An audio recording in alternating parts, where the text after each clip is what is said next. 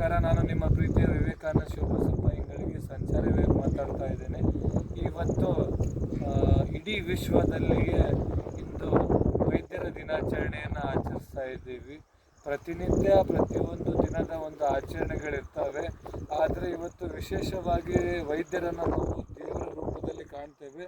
ಆ ಕಾರಣಕ್ಕೋಸ್ಕರ ಎಲ್ಲರಿಗೂ ವಿಶ್ವ ವೈದ್ಯರ ದಿನದ ಹಾರ್ದಿಕ ಶುಭಾಶಯಗಳನ್ನು ತಮ್ಮೆಲ್ಲರಿಗೂ ನಾನು ತಿಳಿಸ್ತೇನೆ. ಯಾಕಂತಂದರೆ ದೇವರು ಯಾವ ರೂಪದಲ್ಲಿ ನಮ್ಮನ್ನು ಕಾಪಾಡ್ತಾನೋ ಏನೋ ಗೊತ್ತಿಲ್ಲ.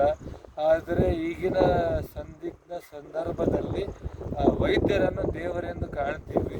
ಪ್ರತಿಯೊಂದು ರೀತಿಯ ಸಮಸ್ಯೆಗಳಿಗೆ ವೈದ್ಯರ ಹತ್ರ ನಾವು ಮೊರೆ ಹೋಗ್ತೀವಿ. ಹಾಗಾಗಿ ಆ ವೈದ್ಯರ ಹೃದಯಗಳು ಇನ್ನಷ್ಟು ಶಕ್ತಿಯುತವಾಗಲಿ, ಆರೋಗ್ಯವಂತರಾಗಲಿ.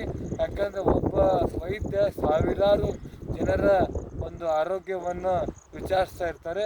ಆ ಕಾರಣಕ್ಕೋಸ್ಕರ ಈ ಹೃದಯ ಬಡಿತ ನಾವು ಮುಂದುವರಿಸಬೇಕು ಅಂದರೆ ಆ ವೈದ್ಯರ ಸಲಹೆ ಬೇಕು. ಹಾಗಾಗಿ ಎಲ್ಲರಿಗೂ ಈ ಹೃದಯವನ್ನು ಕಾಪಾಡುವಂಥ ಆ ಹೃದಯವಂತ ವೈದ್ಯರಿಗೆ ವೈದ್ಯ ದಿನಾಚರಣೆ ಹಾರ್ದಿಕ ಶುಭಾಶಯಗಳು.